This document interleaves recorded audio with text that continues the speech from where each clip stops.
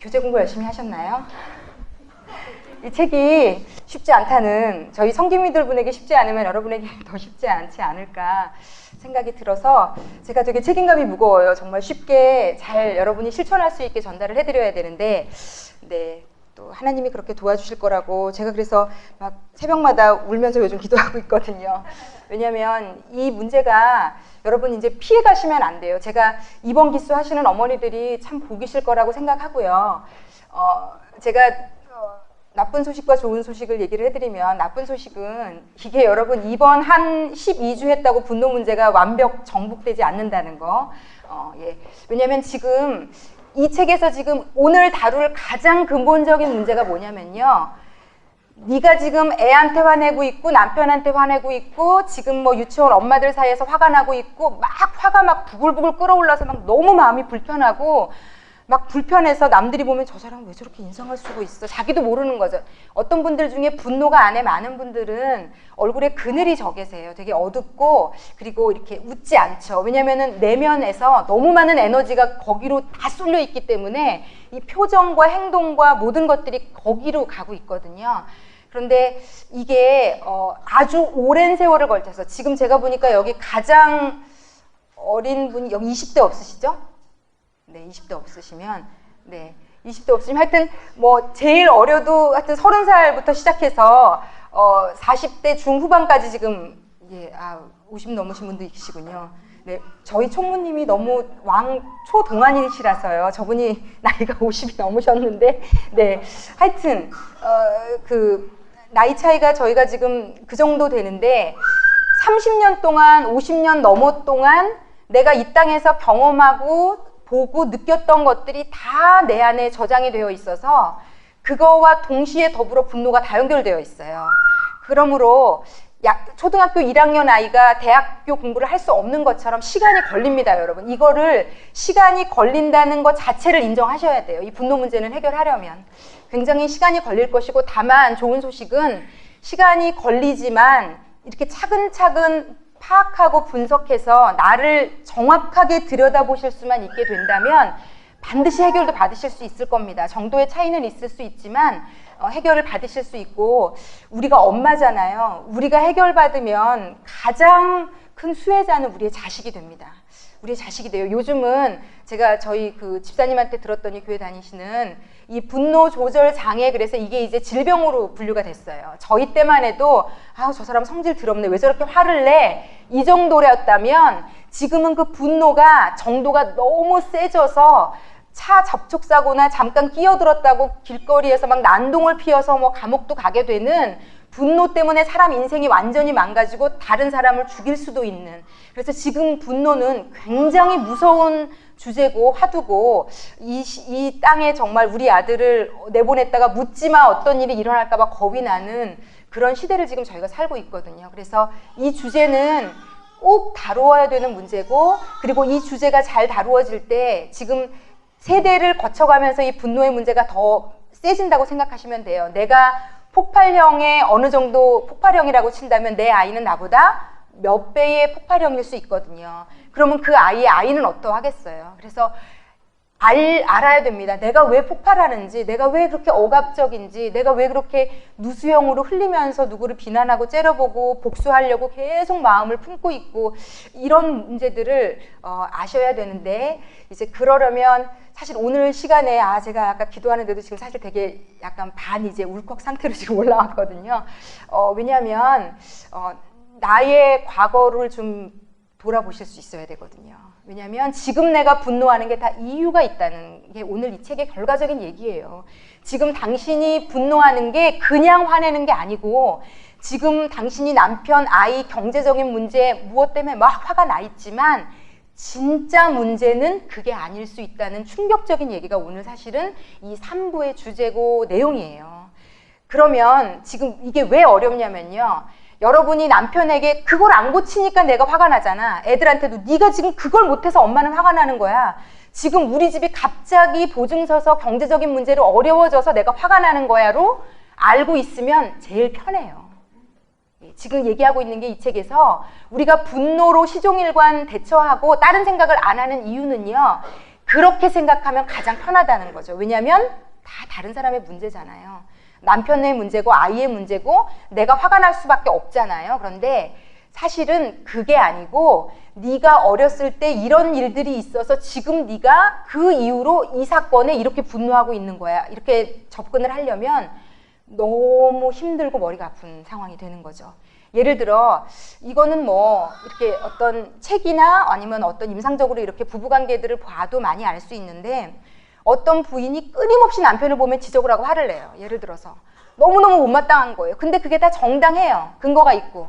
그런데 이 부인이 그 분노가 사라지지 않고 남편은 또 너무 고치라는 게 많으니까 고쳐지지 않는데 진짜 이 여자가 화가 내는 문제는 남편이 뭘 잘못해서 도 당연히 있겠지만 근본적인 화가 나는 문제는 뭐였는가 하면 심리 상담을 받아보고 치유 과정을 거치면서 알고 봤더니 이 남편이 본인이 너무 증오하고 본인에게 상처를 너무 많이 줬던, 정말 자신을 너무 아프게 했던, 그래서 결국은 결혼을 생각한 이유도 우리 아버지랑 같이 살고 싶지 않다. 어렸을 때부터 아빠가 빨리 죽었으면 좋겠다고까지 생각하는, 너무 아빠는 나에게 있어서 상처의 원인이고 나를 고통하게 하는 근본 문제고 이랬던 아빠를 탈출해서 결혼을 했는데, 결혼하면서 막상 살면서 남편에게서 아빠의 어떤 내가 싫어했던 모습이 오버랩 되는 거죠.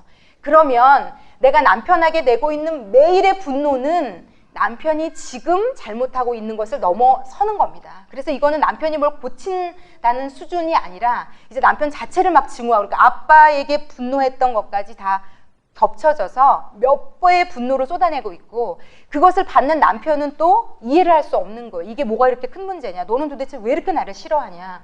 그래서 이런 것들을 극복하려면 이제 자신을 좀 돌아보셔야 오늘 이 관은 사실은 그게 답니다. 이제 여러 가지 설명으로 이렇게도 설명하고 저렇게도 설명하고 이런 단어로 설명하고 저런 단어로 설명하지만 이것을 제가 가장 돌직구로 핵심적으로 쉽게 설명해 드리면 이겁니다. 결국은 내 분노에는 배후가 있다는 거예요. 여기서 얘기하는 거는 화가 난다는 거는요 2차 감정이라는 겁니다. 그게 1차 감정이 아니라는 거예요. 막 마음이 불편하고 뭐가 막 부글부글 끓어오르고 막 열이 받으면서 뭔가 막 엄청난 기운이 나를 몰아붙이는 그것은 경고등이라는 거예요. 경고등. 내 안에 무언가가 건드려졌다는.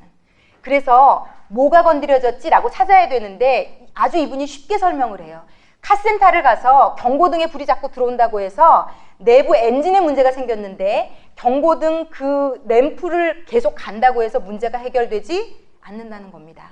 엔진을 열고 엔진 밑바닥을 다 봐서 진짜 엔진 가운데 가장 문제 있었던 거 막 기어 들어가서라도 진짜 엔진의 문제를 해결해야 그 차가 멀쩡히 달릴 수 있는 것처럼 저희가 지금 이 모습, 이 모양이 된 것은 과거에 내가 경험했고 겪었고 만났고 그런 모든 것들이 종합돼서 지금 나 안에 존재해 있는 거고요. 그것들이 어떤 상황과 만났을 때 터져 나오는 정도가 그래서 다른 겁니다. 그래서 여러분이 또 제가 이제 차근차근 설명을 드리겠지만 또 찾아내셔야 되는 게요. 내가 유달리 분노하는 사람, 내가 유달리 분노하는 문제, 이런 것들은 적어도, 그러니까 제가 오늘은 큰 부분이라도 좀 찾을 수 있게 도와드리려고 해요. 왜냐하면 이 부분을 누구도 분석하지 않는다는 거죠. 화를 내고 여기에 뭐라고 얘기하냐면 사람들은 화를 내는 것만이 문제라고 생각한다는 거죠. 그래서 성질을 죽여야 되겠다는 쪽으로 결론을 가져가는 거예요. 나는 왜 이렇게 못 참을까? 그러니까 못 참는 자신이 되게 인격적으로 못나 보이고 부족해 보이고 부족한 엄마, 부족한 아내, 소리 질렀기 때문에, 화냈기 때문에. 그런데 문제는요, 그 화는 안에 막 지진이 일어나서 뚜껑이 열리면서 뭔가가 살짝 표현된 거고, 여러분 이 책을 보셨으면 빙산의 예화가 나와 있는 걸 보셨을 거예요. 빙산의 일각이라는 말이 있잖아요. 우리가 내고 있는 신경질은요, 짜증과 화는요, 내 안에 있는 것 중에 빙산의 일각인 거예요. 그렇게 화와 짜증과 신경질과 불안과 끊임없는 불안과 뭔가가 이렇게 편찮은 느낌은 그 밑에 어마어마한 빙산의 그 밑 때문에 드러나는 결과라서 결국은 여러분들이 하셔야 될 일은 분노의 꼭지를 따시면 안 되고요. 오늘 내가 하루 한 번 참았어.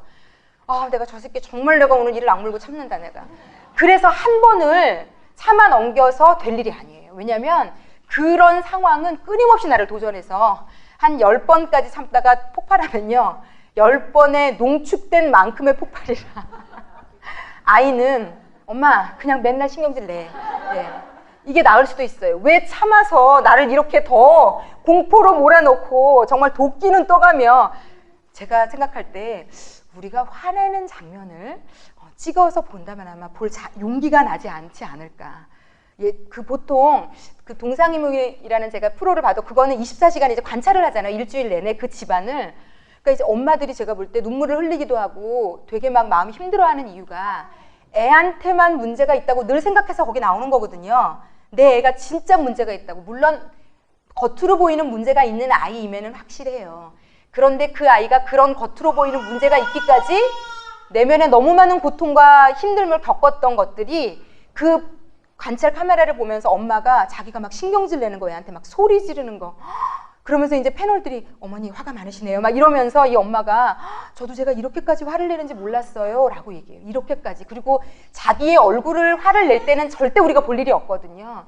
그런데 화를 낼 때의 엄마의 모습은 아이에게 어쩌면 괴물과도 같이 느껴질 수도 있을 것 같아요. 왜냐하면 아이에게 엄마는 절대적인 너무 좋아하는 사랑하는 전부가 되는 존재니까 그 존재가 보여주는 표현이나 이런 것들은 아이에게 엄청나게 큰 상실감과 상처와 막 고통이 될 수 있는 거거든요.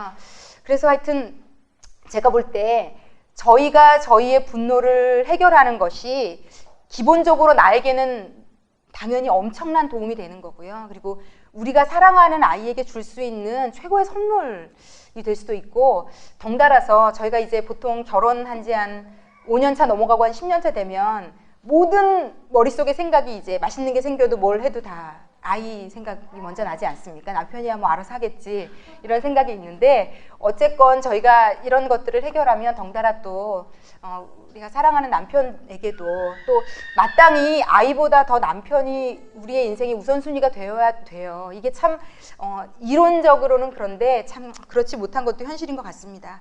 어쨌든 좀 이렇게 교재를 좀 짚어가면서 오늘 좀 생각을 좀 해보겠습니다. 예, 네, 제가 이제 대략적인 거는 일단 설명을 했으니까요. 이제 분노라는 거는 2차 감정이라는 거. 일단 오늘은요, 정확하게 인식을 하셔야 되는 거는 분노가 문제가 아니라는 겁니다, 여러분. 내가 화를 내지 말아야지라고 이제 접근하시면 안 돼요. 나는 화가 많아. 나는 왜 이렇게 화를 내? 아까도 좀 참을 걸. 그게 못 참아지는 이유를 찾으셔야 되는 겁니다. 그래서 분노는 경고등이다. 이거는 정확하게 인식하셔야 되고요. 그렇다면 내가 화가 잦다면 나에게는 그만큼 화를 내는 이유가 내 안에 많다는 얘기가 됩니다. 화를 낼 수밖에 없는. 그래서 제가 좀 적나라하게 상황을 설명을 몇 가지 예를 들어 드릴게요. 여러분들이 이해하기 쉽도록. 이제 이러려면 이제 늘 제가 이제 제 자존심을 내려놓고 제 안전을 위협받음을 무시해가며 이제 여러분에게 저를 까발겨야 돼요. 그래서 저는 제가 이 강의한 지 한 5, 6년 만에 제가 생각할 때 제가 한 일이라고는 인터넷에 매일 그 유튜브에 우리 엄마 아빠 맨날 싸우고 이상한 부모였다는 얘기, 제 아이 공부 못하고 정신 못 차리고, 정말 제가 볼 때 저희 아이는 절대로 보면 안 돼요.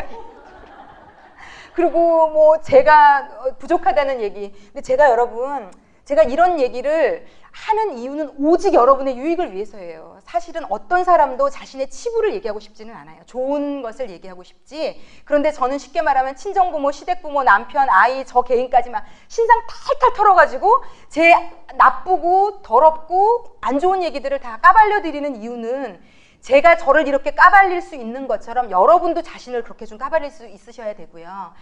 저는 사춘기 때 너무 상처가 많아서 엄마, 아빠, 물질적인 고통, 가난했고 외로웠고 어려웠고 외모에 대한 컴플렉스부터 없는 컴플렉스 없었고요. 정말 아프지 않은 건 없었고요. 아빠 너무 싫어했고요. 엄마, 아빠는 너무 사이 좋지 않았고 너무 많이 울었고 너무 외롭고 불우하고 가난하고 어려웠어요. 저는.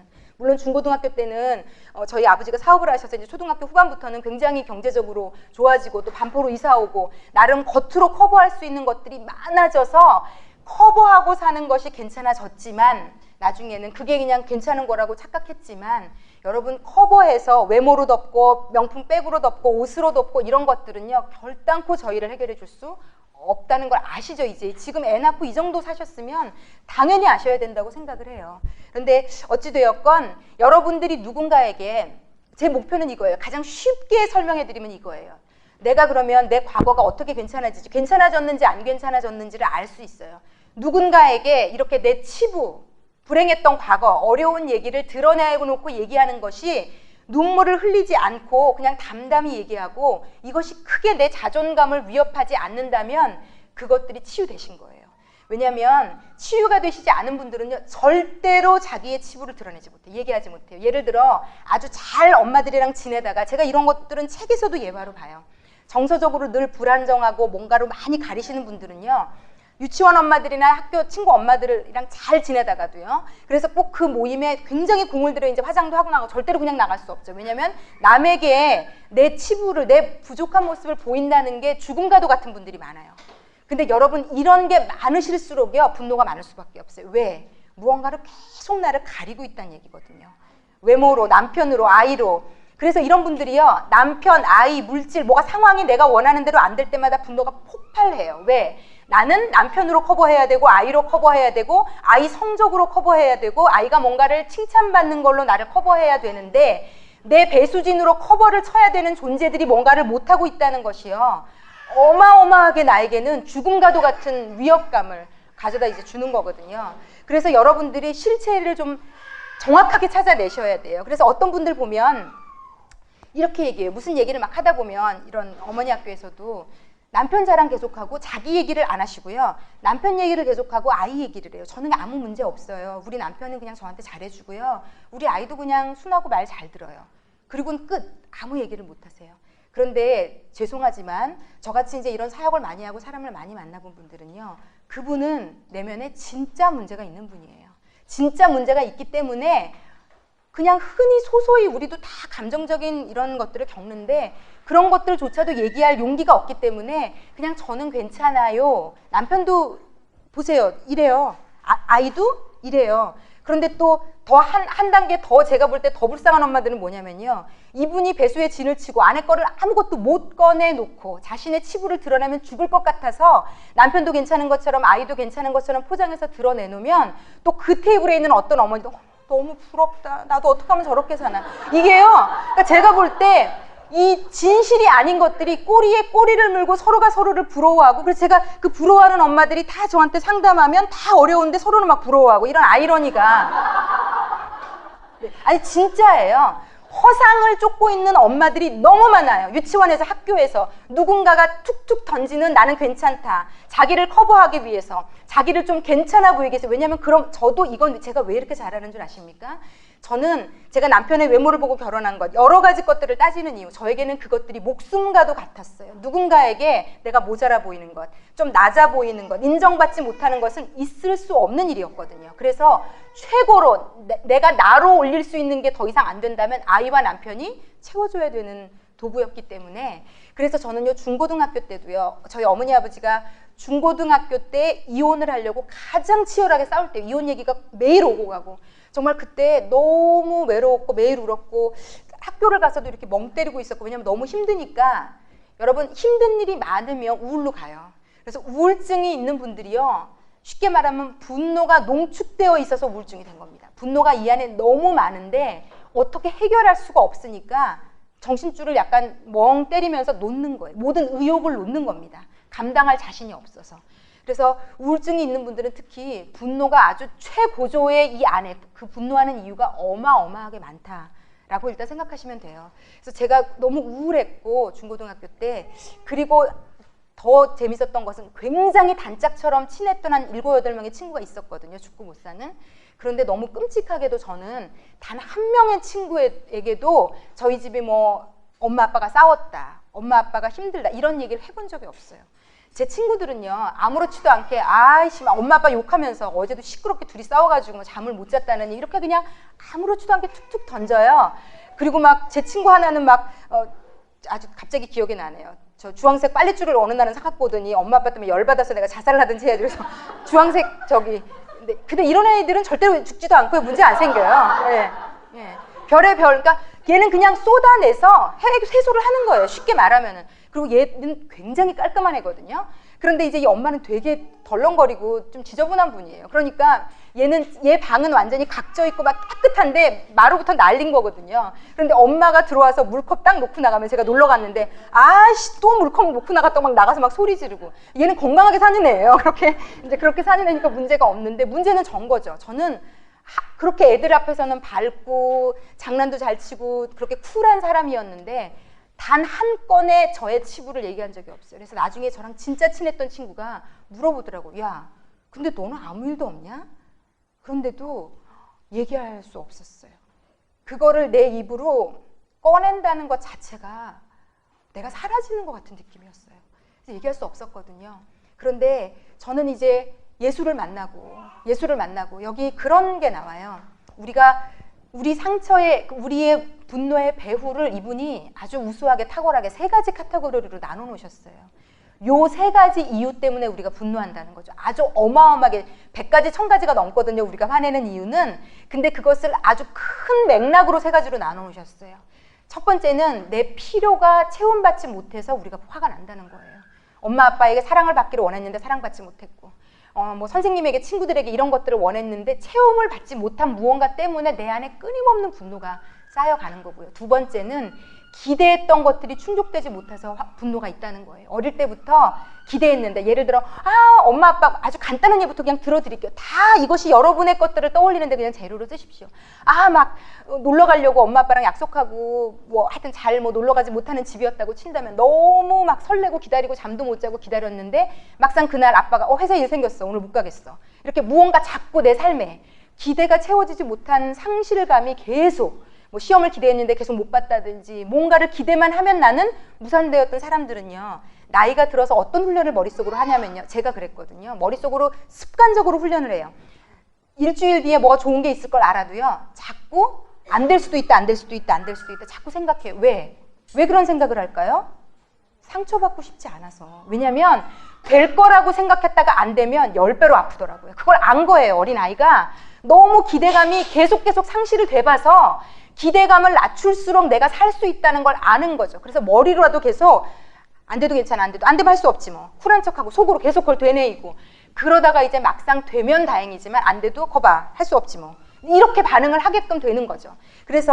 그런데 이게 다 할 수 없지 뭐가 아니라 분노로 내 안에 자리 잡는 거죠. 또 안 됐어. 난 늘 이래. 내 인생은 늘 이래. 이런 것들이 자리 잡는 거고요. 또 마지막 한 가지는 자존감의 위협을 받을 때 두려운 거예요. 자존감.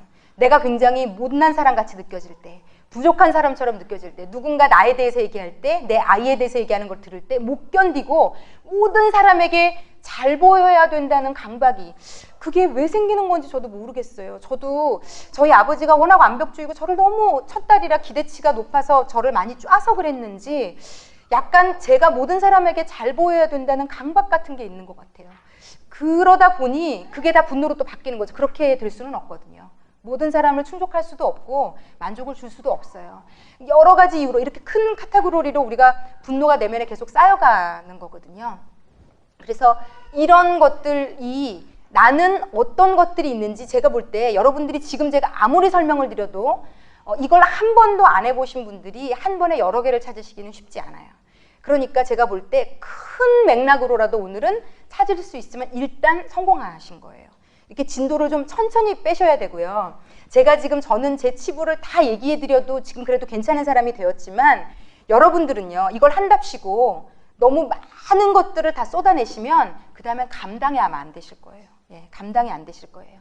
예를 들어 제가 저희 어머니가 넘어지셔가지고 이 엉덩이 뼈 쪽이 완전히 으스러져가지고 병원에 입원을 하셔서 수술을 했거든요.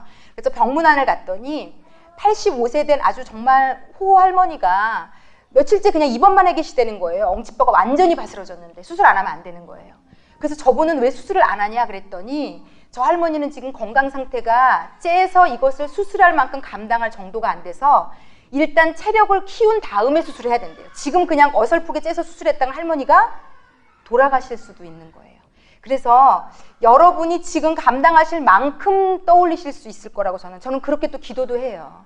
왜냐면 감당하지 못하는 것들이 내 수면 위로 다 올라오면요.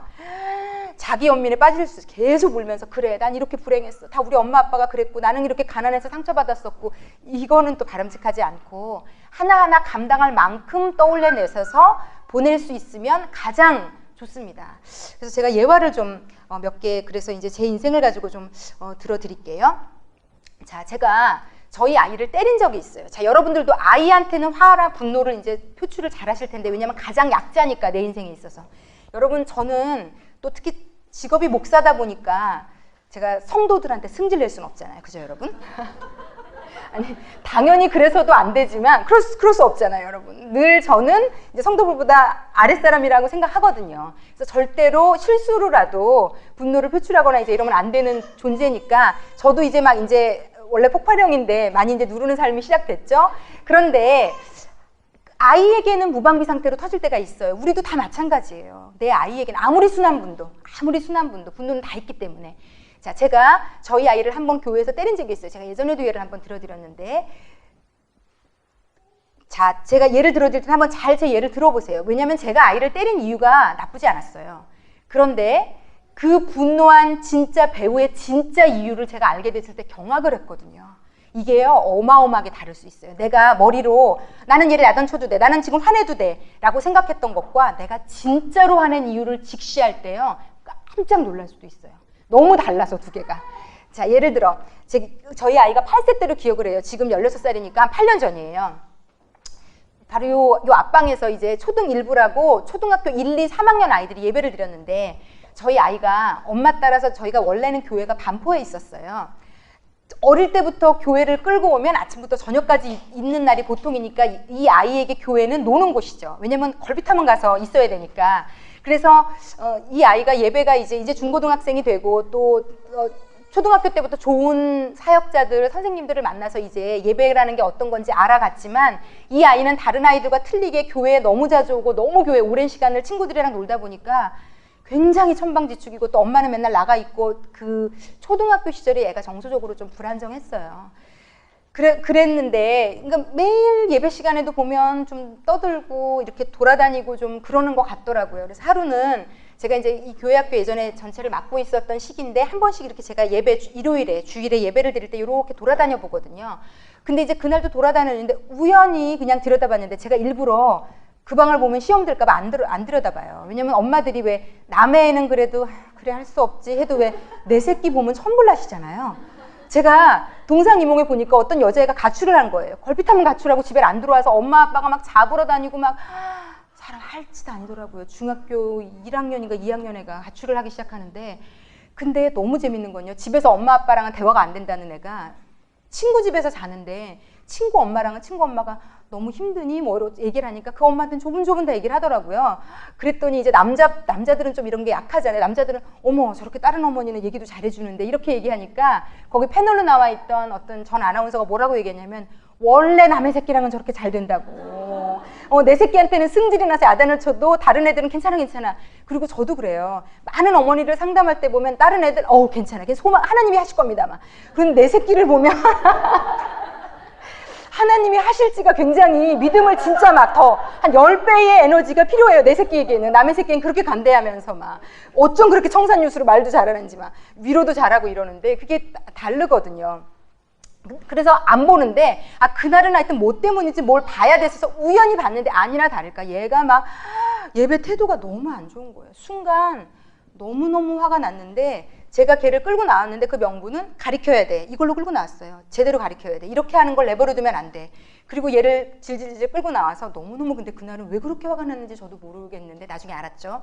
화가 너무 나는데 저기 아무도 모르는 하여튼 작은 방이 있거든요. 거기를 데리고 들어가서 엉덩이를 너무너무 막 때려줬어요. 제가. 그러면서 막 야단을 쳤거든요. 너 이렇게 막 소리를 지르고 이제 좋은 얘기를 화를 내면서 했어요. 네. 그런 다음에 얘 우는데 애가 얼굴에 지금 생각하면 너무 화가 난 거예요, 아이가.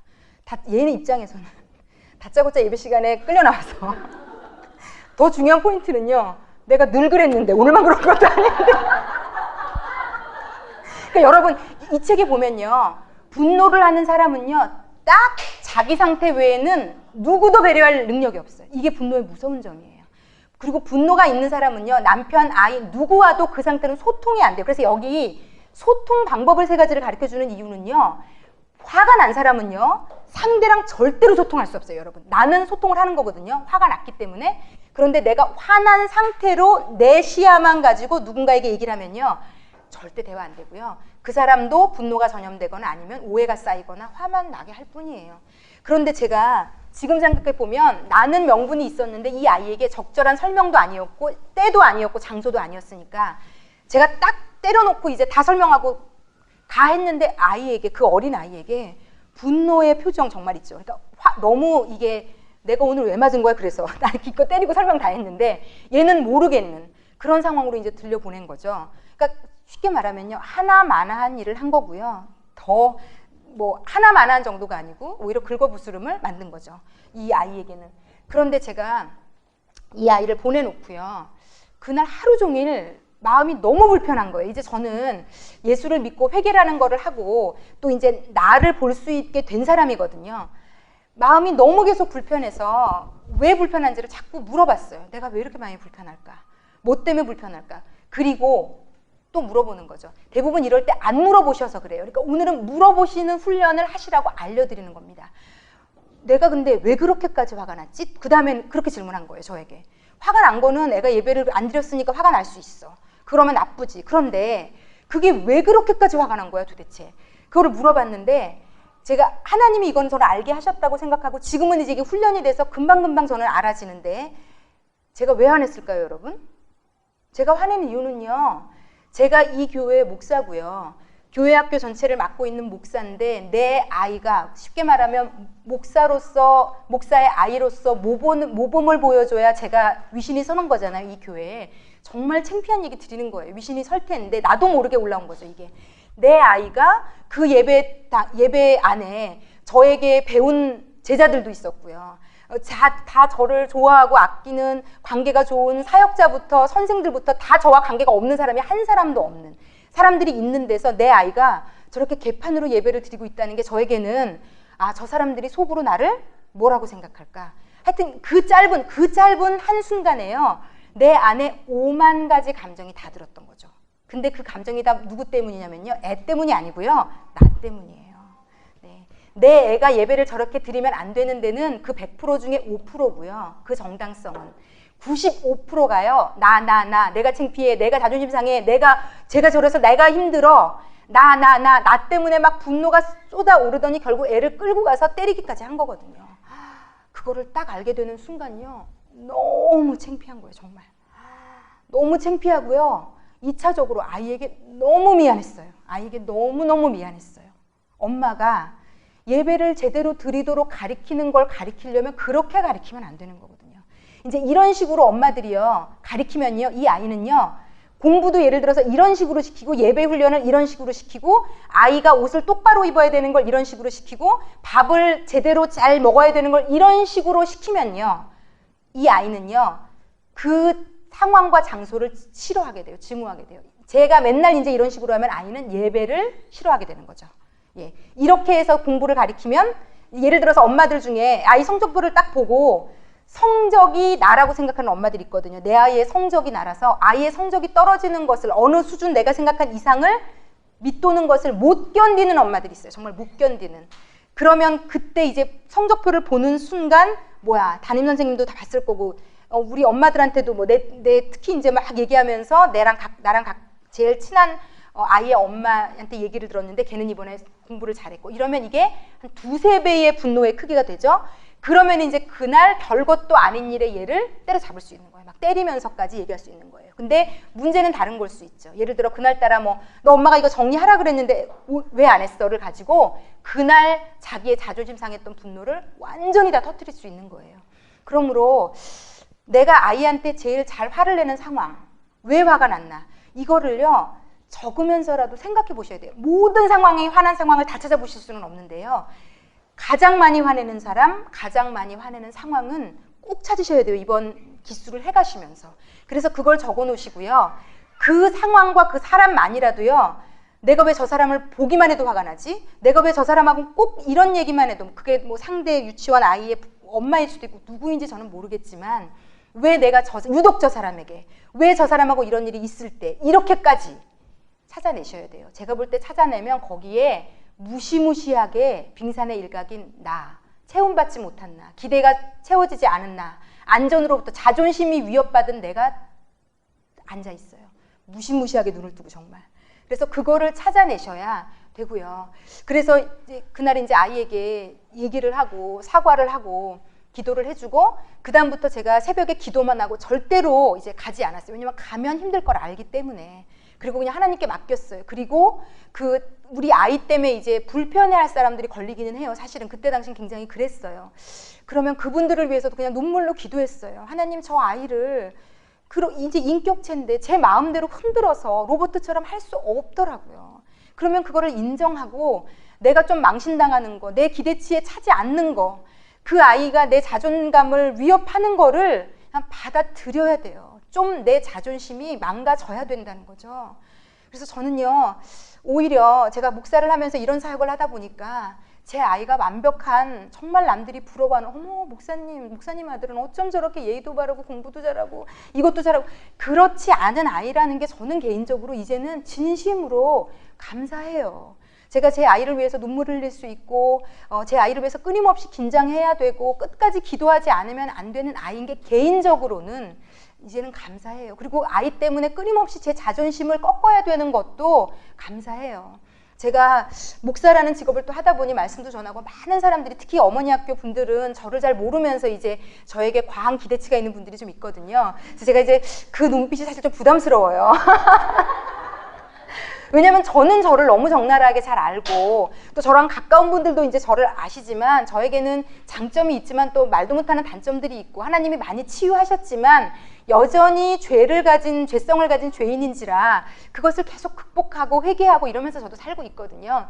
근데 어찌되었건 간에 어쨌든 제가 이 얘기는 왜 했죠? 하여튼 제가 가끔 어찌되었건 그 사건은 그래서 제가 그렇게 또 일단락이 됐어요. 또 제가 가까운 요 근래 예를 또 하나 들어드릴게요.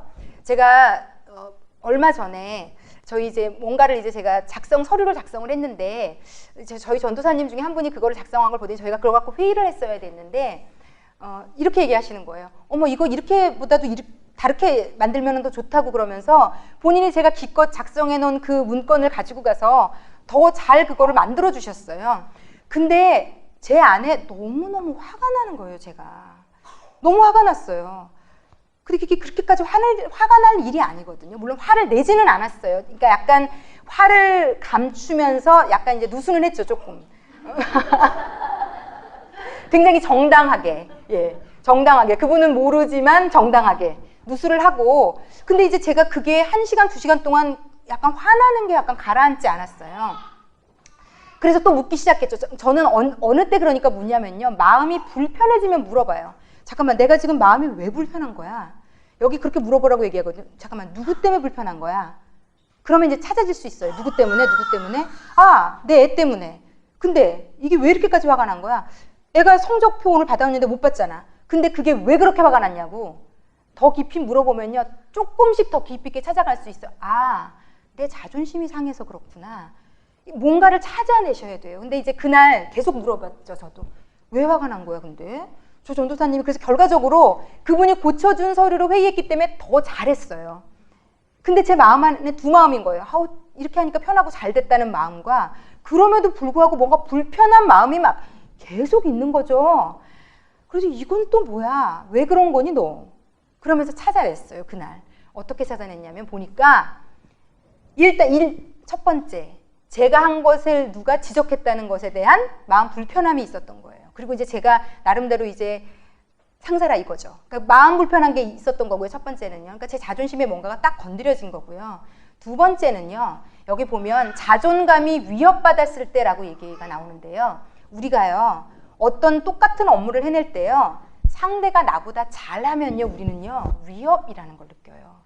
잠깐만, 저 사람이 계속 저렇게 잘하니까 그럼 앞으로 저 사람이 하겠네? 뭐 예를 들어 이게 뭐 간단한 예지만 뭐 똑같은 예를 들어 회사나 직장에선 더 그렇겠죠. 뭐야, 저 사람이 저렇게 발표를 잘했는데 내 마음이 불편해지는 겁니다. 굉장히 나랑 같은 동료가 발표를 잘했어요.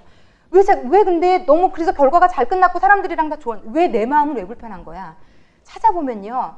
그래서 좀 짜증이 나고 화가 나고 그래서 그 사람이랑 별거 아닌 일로 얘기했는데 굉장히 정당한 이유로 화를 냈어요. 예를 들어. 그러면 그 이유가 문제가 아니었던 거죠. 내 마음에 잠깐만 저 사람이 저렇게 해서 부장한테 칭찬을 받으면 그 밑바닥에는 그 복잡한 생각이 벌써 뇌회로를 통해서 접수가 된 거예요. 내 안에. 내가 뒤처질까 봐. 나는 예를 들어 승진에 문제가 있을 수도 있고 5만 가지 생각을 그 한 사건으로 사람은요 다 할 수 있고요. 그 5만 가지 생각이 내 안에 들어온 순간부터 이 안은요 불안과 초조와 위협과 말도 못하게 불편한 감정들이 돌아다니기 시작하는 거예요. 그러니까 이제 그날 누구든지 걸리면 이제 죽을 수 있고 이 강도가 더 센 일이었으면 정말 그날 걸린 인간은 정말 정말 하다못해 점심 식사하러 갔는데 그날 종업원이 제대로 안 해서 머리카락 나왔다. 그러면 거의 안에서는 이런 거야. 잘 됐다 오늘. 그렇게 얘기는 안 하죠. 그렇게 얘기는 안 하는데 내 내면에는 분노를 그리 쏟아낼 준비를 하고 있었기 때문에 잘 됐다 오늘. 여기 좀 오세요. 그런 다음에 정말 난리를. 저희 왜 식당이나 이런 데 가서 좀 과하게 신경질 내는 분들 보시잖아요. 그분은 식당 오시기 전에 무슨 일이 있으신 분이에요. 예. 절대로 머리카락 하나 때문에 뭐 하나 때문에 막 그렇게까지 막 소리를 그럴 수 없거든요. 어디 가서 줄을 섰는데 조금 늦게 응대해줬다는 걸로 그렇게까지. 그러니까 그게 분노는 2차 감정이라는 거예요. 이거를 모르면요. 잠깐만 내가 근데 오늘 병원에 가서 좀 기다렸는데 왜 이렇게까지 화를 낸 거야? 아휴, 승질을 죽여야 돼 승질. 이러고 지나가면요. 매번 그렇게 사시는 거예요. 매번. 그러니까 진짜 문제를 찾으실 수 있어야 돼요. 내가 화낸 진짜 이유가 어디에 있는지. 여기다가 화를 냈는데요. 진짜 문제는 여기 있을 가능성이 아주 농후해요. 그래서 결국은 제가 찾아냈어요. 이 2가지를. 그렇게 찾아내고요. 또 너무 창피했어요. 정말 너무너무 창피했어요. 아직도 내가 이 정도구나 인간이. 그러니까 그거 조금 자존심 건드려졌다고. 상대가 뭔가를 잘한다고 그걸 인정해줘야지. 그것 때문에 마음이 불편했구나 내가. 너무 마음이 힘들었어요. 나 때문에. 그래서 회개도 하고 이제 그냥 그분에게 더 잘해드렸죠. 제가 미안해가지고 별것도 아닌 걸로. 그분은 기껏 잘 만들어서 더 수고했는데 일 잘하고. 그러니까 그러니까 이런 상태가 제가 예수 믿기 전이었다면 굉장히 시비 붙었겠죠. 누수형으로 대놓고 하면 이제 나이도 40 넘었는데 상사로 이렇게 우습게 보이는 거잖아요. 아무것도 아닌 일로 화내면. 그러니까 굉장히 합법적으로 화를 내겠죠. 저희가 나이가 들면 그렇게 약아져요. 그리고 나이가 들면 굉장히 화를 낼 때 이제는 폭발형도 누수형으로 바뀔 가능성이 아주 많죠. 아주 정당한 이유를 들이밀면서. 근데 그거 내가 해놓으라고 하지 않았어요? 애들한테도 그러잖아요. 야, 그때 맨날 해놓으라 그래놓고도 잊어먹고 지나가고 신경 났다가 열받는 날 가지고 야, 너 그때 엄마가 얘기한 거 가져와봐. 애는 정말 한 달을 지나가더니 한 달을 아무 말을 안 하더니 그거 가져와봐. 엄마 그때 하라고 얘기했지? 너 지금까지 엄마가 기다려준 거야. 막 온갖 얘기 다 빨리 가져와. 그럼 애는 막 불안하고 초조하고 막 책상을 찾으면서 어디 있는지도 모르겠고 엄마가 확인도 안 했는데 오늘 갑자기 왜 이걸 가져오라 그래서. 그러니까 우리 애들은요 사실 불쌍한 거예요. 엄마의 그 분노에 따라서 그날 괜히 그러니까 그걸로. 근데 이제 아이는요 말도 못하기 힘든 거죠. 이거를 엄마가 제대로 확인도 안 하더니 오늘 그거 안 했다고 거기다 모든 에너지를 다 쏟아 분노를 하는 거죠. 너 때문에 내가 못 살고. 그러니까 애는요 그 상처가 말도 못하는 거예요. 엄마가 종료해서 뺨을 맞고 애한테 와서 그 정당한 거를 또 꺼내놓고. 이게 참 엄마 우리 웃기지 않아요? 어른이라는 미명하에 애한테 못할 짓을 하는 거예요. 내가 남편 때문에 열받고 시댁 때문에 열받고 다른 데서 열받은 걸 가지고 세상에 그 어린애를 끌어다 놓고 그냥은 야단 안 치죠. 또 어른이라고 또 너 유치원에서 너 그때 엄마가 너 방 안정 이런 어떤 명분을 딱 타고 애를 때려잡으면서 자기의 분노를 해소하고 있다는 거 참 너무 가슴 아픈 일이에요. 저는요 근데 저희 아이가 좀 센데 제가 그게 좀 감사해요. 왜냐면 저희 아이는 호락호락하지 않거든요. 그래서 저는 저희 아이 도움을 많이 받은 게 뭐냐면 예를 들어서 제가 저희 학교 초등학교 때 한 번은 되게 뭘 하면서 애한테 짜증을 내면서 얘기한 적이 있어요. 그랬더니 아이가 딱 저한테 이렇게 얘기하더라고요. 엄마 왜 나한테 근데 지금 짜증내면서 얘기해? 그러더라고요. 그래서 그렇잖아요. 사실 저희 어른들은 어른이 짜증 좀 낼 수도 있지. 그래서 내가 왜? 그냥 그랬더니 그 다음 얘의 2차 공격이 충격적이었어요. 엄마 아까 아빠랑 지금 말다툼하고 짜증나서 나한테 지금 짜증내는 거잖아. 이걸 들켰을 때 오는 당혹감. 정말 너무 당황스럽고 무안하고, 그리고 이제 본인이 짜증내는지 사실 몰랐거든요. 순간적으로 한 거라. 근데 저는 제 아이가 그거를 그렇게 얘기해줘서 되게 저는 고마웠어요. 왜냐면 그래서 미안하다 그랬거든요. 딱 보니까 그 냉정히 저를 찾아보니까 남편이랑 별거 아닌 걸로 다퉜고, 그래서 되게 마음이 남편에게 필요를 채움받지 못해서 우리 남편이 나를 조금 더 이해해 줬으면 하는 마음이 있었는데 그 필요가 채워지지 못했고, 남편이 이 정도는 좀 해줘야 되잖아, 기대치가 채워지지 않았고, 이 세 개가 한꺼번에 오는 경우도 되게 많아요. 이 세 개가 따로따로 오지만은 않아요. 막 섞여 있어요. 뒤엉켜 있어요. 나도 분리할 수 없을 만큼. 그래서 결국은 무언가 모를 불안감이 있었는데 마침 아이가 뭔가를 하고 있는 걸 보면서 거기다가 짜증난 말투로 한 거죠. 얘기를. 똑같은 거를 하라고 하는데 짜증내면서 하라고 한 거죠. 이런 경우가 비일비재해요. 이런 경우가. 그래서 저희가 진짜 배우를 찾아내는 것을 이제 연습하셔야 돼요. 그래서 자, 연습하는 것을 이제 좀 오늘 찾아드리고 그리고 마칠게요. 제가 일단 대충 커버는 해드렸고요. 여러분 이제 이해는 되셨죠? 진짜 내가 화를 내는 것과 진짜 이유가 어마어마하게 다를 수 있다는 것. 일단 이것만 인식하셔도 굉장한 스텝이에요. 그래서 이것을 인식하는 게 되게 중요하시고요. 이제 이거를 인정하시고 찾아내실 수 있으면요, 삶에 놀라운 유익을 가져오고요. 관계에 말도 못하는, 꼭 자식, 가족만이 아니라요, 내가 만나는 어머니들, 예를 들어서 하여튼 내가 어떤 경우에 어떤 어머니들 가운데는요, 굉장히 많은 것을 커버하고 있다가 그 치부가 드러나면 그 모임 안 가고 그 엄마들 안 만나고 내 어떤 치부를 좀 건드린 엄마한테 복수하고 막 이런 식으로 패턴을 하셨던 분들은 이것을 직시하고 소통하는 법을 배우시면요, 어마어마하게 관계의 개선이 되실 수 있을 겁니다. 자, 그럼 소통하는 법 몇 가지 좀 찾아볼게요. 109쪽 한번 찾아보겠습니다.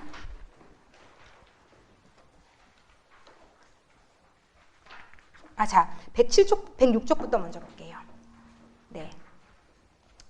이분은 이게 이제 아마 그 107쪽의 위에서 셋째 줄에 보면 상담가들이 오래전부터 가르쳐온 도구이고 사람들이 유익했고 쉬웠다고 얘기하는 거라고 얘기하는데요. 어떤 걸 훈련을 해야 되냐면 나는 이런 기분이 든다라고 솔직히 얘기하는 훈련을 해야 된다는 거예요. 여기 보면 우리는 106쪽 맨 밑에부터 그냥 위로 올라가 볼게요. 우리는 내 감정이 무엇이고 왜 그런지 멈추어 물어야 한다는 것을 배웠다. 그러면 이제 내 필요를 위협적이지 않고 분명하게 남에게 소통하는 법을 배워보자. 이 훈련이 왜 중요하냐면요, 우리는 분노하고 화가 나게 되면 너 때문이야 라고 말을 시작하기 시작해요. 당신이 이렇게 했기 때문에 내가 지금 열받잖아. 일찍 들어온다고 얘기했는데 왜 일찍 안 들어왔어? 네가, 쉽게 말하면 네가 늦어서 지금 내가 화가 났어. 이렇게 표현해요. 똑같은 표현도. 애한테도 네가 이렇게 했기 때문에 엄마가 지금 이런 식으로 이제 표현이 되는데, 여기는요 1차적으로 너로 건너가지 말고요, 내가 어떤 감정인지를 정리를 하라는 거죠. 그러니까 나는 이럴 때 이런 기분이 든다. 이거 되게 쉬운 일 아니에요, 여러분. 문장은 되게 쉬워 보이는데 다음 장으로 넘어가 볼게요. 다음 장으로 넘어가 볼게요. 자, 108쪽 밑에서 둘, 넷, 여섯, 7줄 위에 볼게요. 자, 감정을 하여튼 이렇게 건강한 방법으로 소통하려면 성숙해야 하고 자신의 감정을 인정해야 한다. 우리는 더 이상 내가 이렇게 해서 너 때문에 내 기분이 이렇게 됐다고 말하지 않는다. 너를 비난하는 문장 대신 나를 주어로 한 문장으로 자신의 감정에 책임을 진다. 그러니까 우리가 똑같은 말도 남편한테 예를 들어 할 때요, 네가 늦어서 내가 화가 났잖아 라고 얘기하면 남편이랑 싸움이 되는 거죠. 그런데 예를 들어 내가 당신이 늦어서 서운했어. 그래서 기분이 안 좋다는 거를 나를 주제로 표현하면 상대가 공격받는다는 느낌이 안 든대요. 우리는 화난 나밖에 안 보이거든요. 그러니까 내가 화났다는 것을 공격적으로 알려요.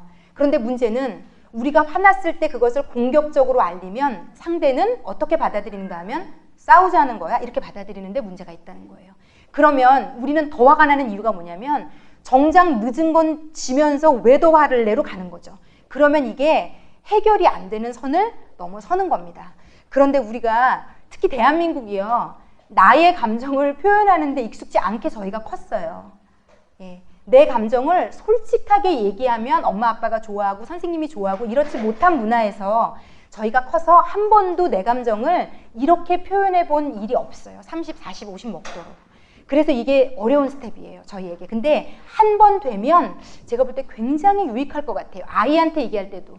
네가 지금 성적이 이래서 엄마 지금 열받아. 너 지금 엄마 말 안 들어서 엄마 열받아. 이렇게 말하지 말고 누구누구야, 네가 이렇게 말을 그렇게 하면 엄마는 되게 마음이 상처가 돼.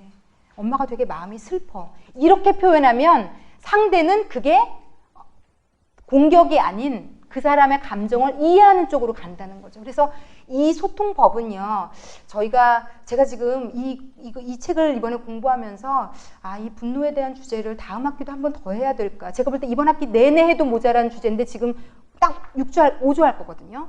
그래서 좀 이 정도 해가지고 될 일은 아니에요. 지금 이것을 실천까지 하려면. 그래서 그 다음 장으로 좀 넘어가 보시면요. 그러니까 지금 여기 이렇게 넘어가기 전에 나는 당신이 집에 늦게 들어오면 서운하다 이렇게 얘기하라는 거죠. 나는 이러이렇기 때문에 이런 감정이야. 슬퍼, 아파, 괴로워 이렇게 내 감정을 얘기해 주라는 겁니다. 화를 내지 말고. 그러면 이게 왜 유익이냐면 그 다음 장으로 넘어가시면 그러니까 여기 지금 첫째 장에도 이렇게 돼 있죠. 이 문장을 새긴 카드에 적어서 가지고 다니고 냉장고나 어디든지 가장 잘 보이는 곳에 붙여 놓으라는 거예요. 왜냐하면 처음에 실천할 때는 누구나 어렵기 때문에 적어도 예를 들어 우리가 좀 결심해 봅시다. 저를 비롯해서 다음 주에 올 때까지 이 문장을 좀 냉장고나 이런 데 적어 놓고 화가 날 때 최소한 하루에 한 번씩은 해보기. 정말 여러분 이게요, 실천으로까지 연결되지 않으면 머리로 아는 것은 아무 소용이 없어요. 그래서 하루에 한 번이라도 아이에게, 남편에게 아니면 상대에게 이렇게 해서 내가 이런 기분이 들어라고 표현해보기. 야, 왜 이렇게 했어? 네가 이렇게 해서. 그러니까 우리의 주어를 보면 이 책에서 얘기하는 건요, 다 너가 들어간다는 거죠. 화가 났을 때.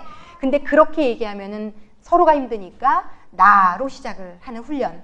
그래서 이런 식으로 반응하면 서로 이해할 수 있게 되고 분노가 증폭되지 않는다. 그 이유가 여기 나와 있어요. 이거 굉장히 중요한 얘기인데요. 이게 괜찮은 이유는요, 사람을 공격하는 대신 감정과 진짜 문제를 다루고 집중하기 때문이에요.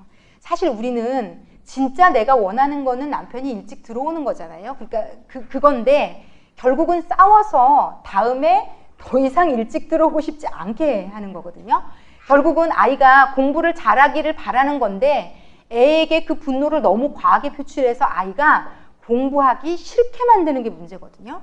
아이가 식사 예절을 가리키는 건 좋은데 그 식사 예절과 내 자존심까지 바깥에 나가서 사람들이 어머 아직도 쟤를 안 가리켰어. 그 말 한마디에 진짜 열이 받아가지고 자존심이 건드려져가지고 집에 와서 지금까지 더 놔둬놓고 애 왼손으로 젓가락질 하는 거 아니면 젓가락질 이상하게 하는 거를 그냥 또 마음 약한 엄마들 중에 애의 잘못을 잘 지적 못하는 엄마들이 있어요.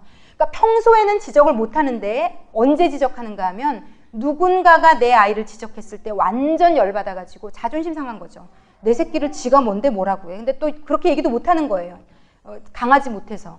그래서 집에 들어왔는데 아이가 또 그렇게 젓가락질하면 분노가 완전 폭발해서 너 그렇게 젓가락질하는 거 아니라고 했지? 그러면서 애는요 너무 억울한 거예요. 엄마가 지금까지 내버려 둬놓고 매일매일 차분히 가르쳐주지 않아놓고 자기 자존심 상해서 열을 다해 쏟아내는 이게. 그래서 이렇게 되면요 감정만 상하고요 본질은 다뤄지지 않아요. 예. 아무도 내가 그렇게 접근을 해서 화내서 진짜 문제를 고치지 못해요. 그래서 진짜 문제를 고치려면요 감정과 그 문제만을 다뤄야 돼요. 그 사람을 공격하면 안 되고. 그러니까 우리가 이게 못 배웠더라고요. 우리가 상대를 공격을 하게 말을 하더라고요. 그래서 상대는 고치겠다는 생각을 하지 않고 나랑 싸우겠다는 생각을 자꾸 하고 말로 졌으면 이제 나한테 다음에는 고쳐야지가 아니라 애고 남편이고 다음에는 내가 진짜 어디 보자. 이렇게 해서 나에게 갚아줄 걸 생각하게 만드는 걸로 우리가 만들고 있다는 거죠. 그래서 여러분 이것도 제가 그 많은 책들을 읽으면서 배운 것 중에 그 나 전달법이라는 게 있어요. 그래서 예를 들어 제가 이것도 예를 하나만 더 들어드릴게요. 오늘 시간을 쓸 수 있는 데까지 일단은 하고 마칠게요. 왜냐면 이게 되게 여러분이 실제적으로 할 수 있게 제가 도와드리는 게 중요하지 진도를 빨리 빼는 게 지금 중요한 상황 같지 않아요. 예를 들어서요, 여러분. 그러니까 자기도 모를 수 있어요. 남편이 친정에 가자 그랬는데 예를 들어 안 갔어요. 약속을 어기고. 그러면 열이 받잖아요. 그러니까 이거를 여러 가지 다른 문제로 대비하셔도 돼요. 열이 받으면 우리는 그 다음에 어떻게 화가 나기 시작하냐면요. 잠깐만, 내가 시댁은 그렇게 명절이고 뭐고 가서 죽도록 고생하고, 예를 들어 이제 이번 명절에 가서 개고생하고 오면 더 열이 받는 겁니다. 하여튼 막 있죠? 보통은 이래요. 남편이 한 건 일인데요. 우리의 화는 열로 나요. 그러니까 특히 남자들은 단순하거든요. 대부분의 남자들은 좀 여자보다 단순합니다. 일반적으로 그러해요. 뇌 구조가 그러해요. 삶이 그러해요. 그런데 분명히 요거 하나 잘못했으면 요거 하나를 다루면 되는데 여자들은 그렇지 못해요. 왜냐하면 그거 하나와 연결된 모든 것이 그 한 문제로 촉발돼서 다 올라오거든요. 그것을 인식하는 거가 일시적으로 굉장히 중요하고요. 그래서 일단은 이번에 시댁에 가서 시어머니 때문에 열받았고 요리하느라고 열받았고 했던 게 모든 게 올라오면서 내가 지금 얼마나 힘든데 시댁을 가고 있고 이렇게 하고 있는데 지가 지금 친정 지난번에도 안 갔고 이렇게도 안 갔는데 그럼 뭐 왜 나만 이렇게 해야 돼부터 오만 감정이 다 올라오면서 남편이 딱 들어온 순간 다짜고짜 달려들어가지고 화를 내는 거죠 이제. 그러면요 남편은 여러분 그 친정을 가고 싶을까요? 예, 문제가 이렇게 되는 거예요. 다시 열이 막 받으면서 특히 남자들은요 되게 또 이렇게 자존심의 동물들이라 건드려지면요 더 복수심에 불타서요 절대로 안 해줘요. 예, 그 희한한 메커니즘인데요. 또 그게 또 남자들의 어떤 그런 부분이에요. 그러니까 어떻게 하라고 얘기하냐면요. 여러분들도 찾으셔야 되는 게요. 남편이 친정을 안 간 게 왜 그렇게 화가 나는지를 물어봐야 되는 거예요. 물어보면요. 그 마음 밑바닥에 뭐가 있는가 하면요. 여러분. 친정과 나는 동일시대 있잖아요. 우리한테는. 그러니까 남편이 친정을 안 가고 그 한 번을 안 간 게 화가 난 게 아니고 우리가 화가 나는 이유는요.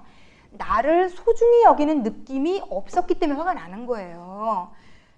근데 본질은 내가 소중히 여김을 받고 싶어 여보 이게 본질인데 야 나는 그럼 시댁에 나는 왜 가서 그렇게 고생해야 되냐? 너네 어머니가 지난번에 나한테 뭐라 그랬는 줄 알아? 내가 다음번 명절에 안 가. 그러니까 본질도 아닌 걸 가지고 소리 지르고 싸우고 난리를 쳐서 남편 상처받아 나 상처받아 둘이는 완전 사이 나빠져. 다음에 친정 갈 때 남편은 더 인상 쓰고 가.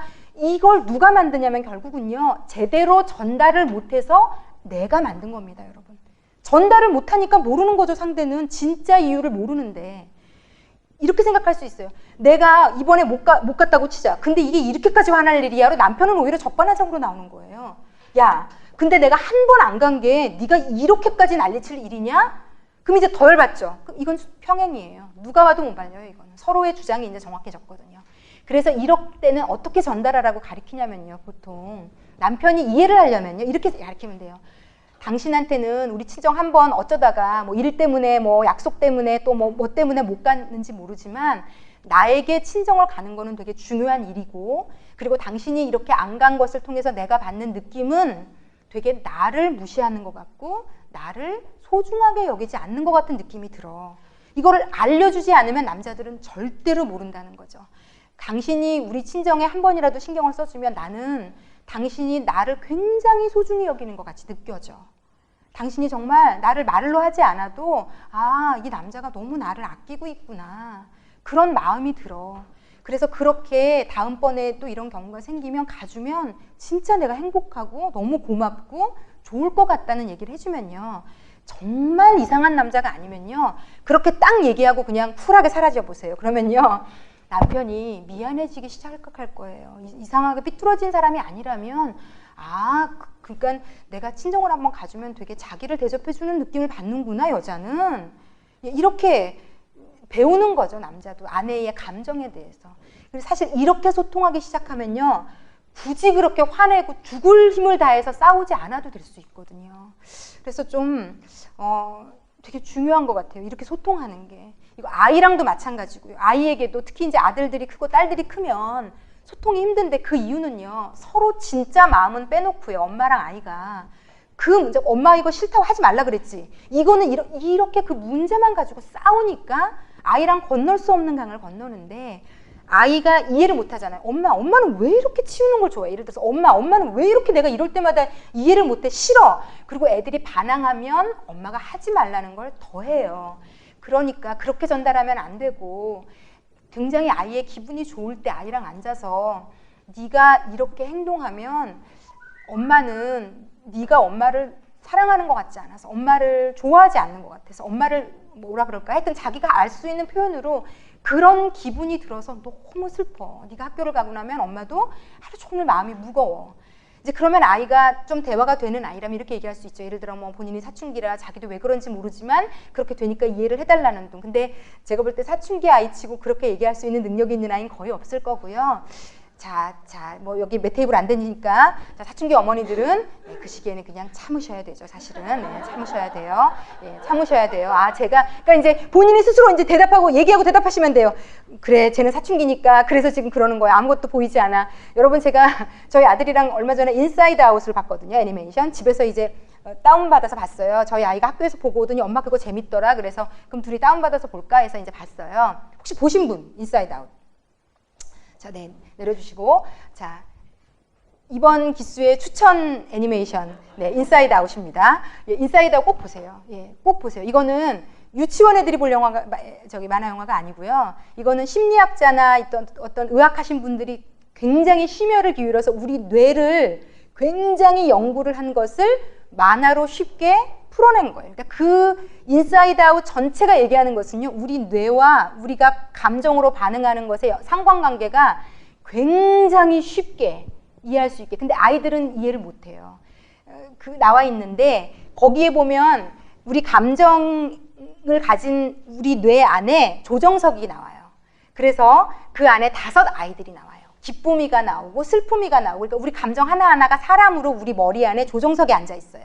기쁨이, 슬픔이, 뭐 소심이, 뭐 하여튼 5가지가 있어갖고, 소심이는 어떤 역할을 하냐면 우리가 이렇게 왜 깜깜한데 나가려고 그럴 때 잠깐만 저기 지금 위험한 것 같아, 이렇게 우리를 보호해주는 역할. 그러니까 이게 다 필요하더라고요. 근데 그 안에 분노라는 애도 있어요. 너무 재밌어요. 근데 걔는 빨강색이에요, 분노. 그래가지고 네모네에서 빨강색인데 보니까 얘는 사춘기가 됐고 엄마 아빠가 나오는데, 아빠의 뇌 속에 들어가 봤더니 요즘 사업이 잘 안 되거든요. 분노가 가운데 조정석에 딱 앉아 있고요. 엄마는 슬픔이가 가운데 조정석에 딱 앉아 있고, 이 아이는 사춘기 전까지는 기쁨이가 앉아 있었는데 사춘기로 딱 바뀌면서부터 분노가 앉아 있기 이제 시작하는데, 이 아이가 문제가 생기기 시작한 게 그 애니메이션에서 어떻게 표현을 하냐면요, 슬픔이와 기쁨이가 문제가 생겨서 그 조종석에서 떨어져요. 그러면서 사춘기 아이들은 어떻게 보시면 되냐면 슬픔이와 기쁨이가 떨어졌고요, 나머지 셋이 있는 거예요. 소심이와 분노와 또 다른 애. 그래서 얘네들이 도출해내는 모든 것은 다 부정적이고 우울하고 슬프고 짜증이고 막 멍 때리고 막, 그게 내가 이해가 되더라고요. 그리고 하여튼 이렇게 얘기하면 이 영화 얘기 꼭 보세요, 여러분. 근데 제가 볼 때 한 번 보실 일은 아니고요, 한 2-3번 보셔도 돼요. 그래서 그 안에 여러 가지 것들을 다뤘어요. 아주 참 제가 볼 때 탁월해요. 어떻게 만화를 이렇게, 우리의 내면을 만화로 이렇게 다뤄놓을 생각을 했나. 뇌에 어떤 일어나는 일들이, 기억이나, 거기에 보면 아이의 핵심 기억들이 나오는데 그것들이요 영원히 일생을 가요. 그건 뭐냐면요, 어렸을 때 엄마랑 행복했던 기억, 어렸을 때 아빠랑 행복했던 기억, 웃었던 기억, 놀았던 기억, 이게 사춘기 때는 잠시 도망가거든요. 너무 웃겨요. 사춘기 때는요, 기쁨이가 하필이면 슬픔이랑 떨어질 때 그 어렸을 때 너무 행복했던 기억들의 구슬을 가지고 떨어져요.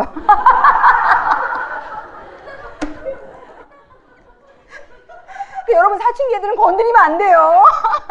그러니까 사춘기 애들은 어떤 상태냐면요, 뇌 속에 좋은 기억은 하나도 없고요, 분노랑 소심이랑 어떤 애 셋이서 계속 싸우고 있는 거예요. 그러니까 엄마가 일어나 불러도 일어났잖아. 엄마가 말만 붙여도 짜증내요. 숙제했니? 할라 그랬어. 뭘 물어보질 못해요. 물어봤는데 짜증내거든요. 그래서 엄마가 뭘 잘못했니? 엄마들이 그렇게 물어봐요. 잠깐 너를 좀 일로 좀 와봐. 지금 엄마가 물어본 거 뭐가 이상한 거야? 뭐가 잘못됐어? 근데 막 열받아가지고 인상 쓰고 씩씩대면서 앉아갖고, 여러분 이해가 되더라고요. 좋았던 기억을 다 안고 기쁨이와 슬픔이가 또 없어진 거예요, 얘네 뇌 안에서. 그래서 그 시간을 기다려줘야 돼요. 걔네가 돌아오더라고요, 나중에. 낑낑매고 막 우여곡절 끝에 너무너무 산전수전을 겪고 이 기쁨이와 슬픔이가 그 핵심 기억을 안고, 어렸을 때 엄마 아빠 좋았던 기억들을 안고, 어느 순간 돌아오니까 얘가 정신이 번쩍 나가지고 엄마 아빠를 부둥켜 안고 막 울더라고요. 미안하다 그러면. 자, 그래서 여러분, 그 중2가 무슨 거, 중2 때 가출하는 거 얘네들이. 그러니까 중2 때 가출했다가 고등학교쯤 돌아오니까 자, 사춘기 여러분 힘냅시다. 걔네들이 없어요. 그러니까 야단친다고 될 일이 아니에요. 슬픔이야 기쁨이가 없기 때문에. 하여튼 그래서 여러분들도 이제 그런 시간이 오거든요. 그러니까 그걸 읽으면서 좀, 그거를 보시면서 좀 곱씹으시면 됩니다. 자, 여러분 좀 웃으면서 끝냅시다. 이게 너무 지금 우리가 너무 힘들고 어려운데. 자, 여러분 그러면 오늘은 여기까지 할게요. 시간이 너무 많이 갔는데 다음 주에 제가 기대가 꺾일 때 오는 좌절 소통하는 방법이랑 그 마지막에 안전을 위협될 때 소통하는 방법 하고 그 다음 가로 넘어가는데, 자, 여러분 어렵더라도 책을 읽어오시면 제가 하는 것이 적용으로 들어가기까지가 굉장히 더 낫습니다. 어렵더라도 이를 악물고 좀 눈으로 쫓아오시면서 읽어주세요. 이게 여러분 자신과 여러분의 아이에게 어마어마한 선물로 보상으로 돌아오게 될 겁니다. 자, 그러면 오늘은 여기서 마치고 제가 기도하고 마치도록 하겠습니다. 사랑하는 하나님 아버지, 우리가 참 많은 화를 내고 또 그런 분노를 안고 살아갑니다. 오늘 그것이 내 삶의 전반적으로 내 내면 안에 존재해 있는 어떤 우리의 경험과 많은 것들이라는 것을 좀 알게 되었습니다. 하나님, 이것을 우리가 제대로 파악하기 원합니다. 성령께서 좀 도와주셔서 우리 어머니들에게 용기를 주시고 직면하게 하시고, 그리고 하나님께서 만지시고 다루시는 것을 좀 경험할 수 있도록 예수 이름으로 축복해 주십시오. 하나님, 오늘도 저희가 토의를 할 텐데 이 시간에도 좀 함께 하셔서 내가 나를 좀 아는 데 도움이 되는 귀한 시간 될 수 있도록 이끌어 주십시오. 감사를 드리며 예수님의 이름으로 기도했습니다. 아멘.